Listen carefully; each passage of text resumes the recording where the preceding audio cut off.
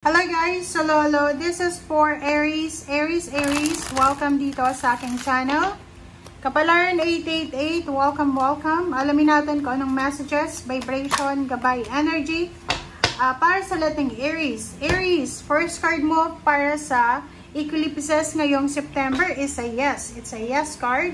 So, sinasabi ng bara sa'yo na it's a yes card. So, kung ano man yan na gusto mong mangyari di September, ang sagot sa'yo ng lunar eclipse ngayong September 7 ay yes. Solar eclipse ngayong September 21 is a yes.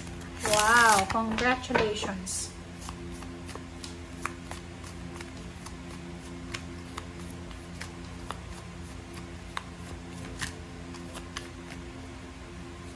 Okay. A year from now.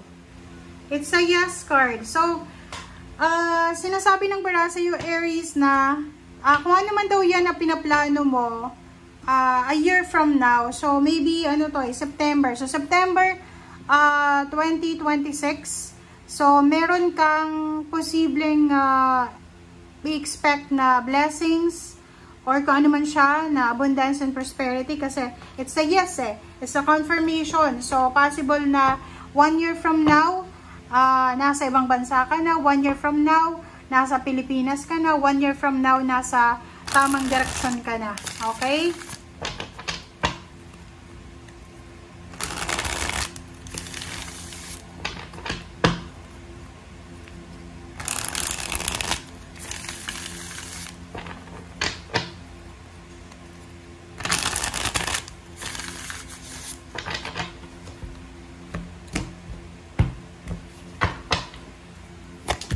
Okay. This is Hangman na reverse, which is maganda.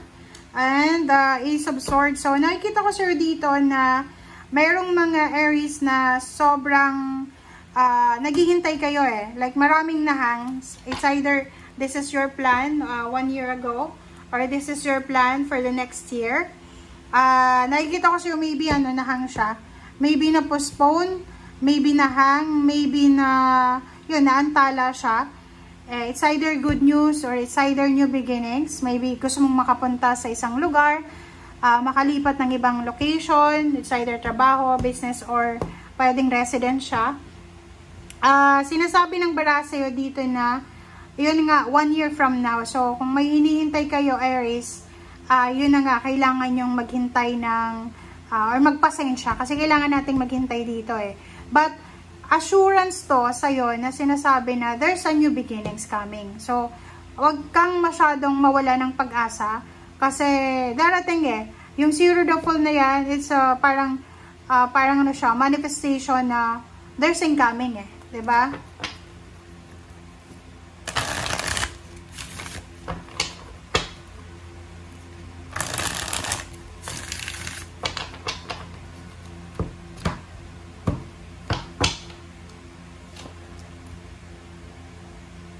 Okay, Prince of Swords, Ace of Cups, and King of Wands.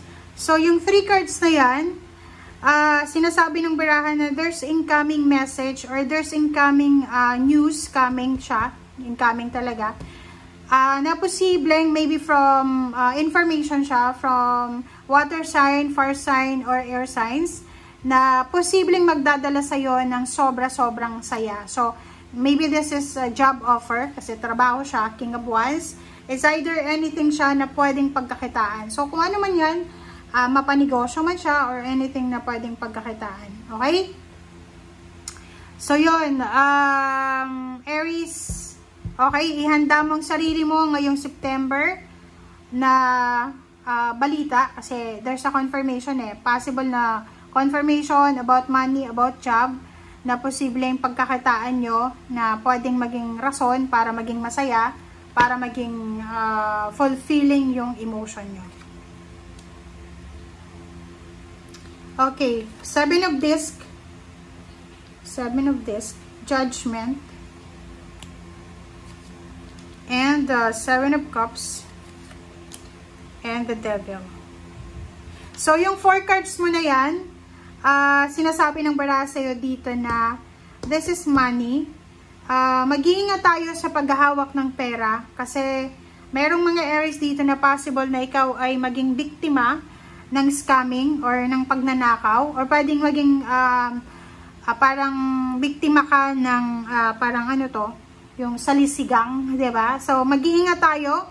And in terms of, for example, yung mga investment or any business transactions, ingat-ingat ka din na. Sa mga decision natin regarding money, mag-iingat kayo. Yung may mga bisyo dyan na Aries, mag-iingat kayo na huwag kayong padadala sa urge nyo na magbisyo para magkapera, kasi possible nga na may the devil dito.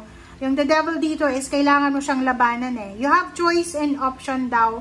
Parang eto siya, 'di ba? Yung 7 of this dito, this is all about money eh. This is all about na yung mga hinihintay natin eh, 'di ba? Kung may hinihintay tayo na pera, or kung mayroon tayong pangangailangan financially, mayroon daw tayong choice and option. Meron tayong kumbaga pagkukusa. Kung talagang gusto mong mabuhay ng masaya na legal, or kung gusto mo ng masaya ka, illegal, pero kakabaka-baka. So, the devil is here.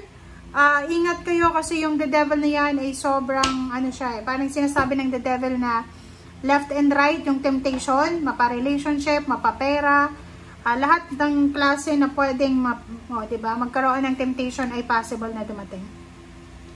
But this news is for the future. So, ihanda mo rin yung sarili mo, Aries, kasi there's incoming news na posibleng darating sa'yo. So, there's a relocation, 6 of Swords and Chariot.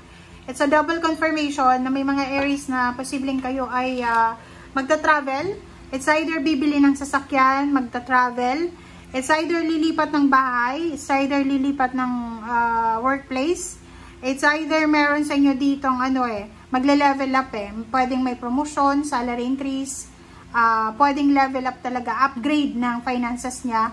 And about sa job, possible na may mga Aries dito na makahawak kayo ng pera sa buwan na to. Or maybe a year from now, halimbawa kung magsisimula kang mag-ipon ngayong September 2025, 1 year from now, so September 2026, possible na may hawak ka na malaking halagang pera. So yun yung sinasabi sa'yo, kaya it's a yes. 7 of Wands and then the Empress. So kung ano man ang plano mong simulan, sinasabi ng barahan na protect yourself. Yun nga, business. Kung gusto mong magsimulang mag-business, aralin mong mabuti yung pagbi-business, or aralin mong mabuti yung papasukin mo na trabaho, negosyo, or anything na gusto mong pasukin. Okay? So, thank you guys for watching and see you again. Bye!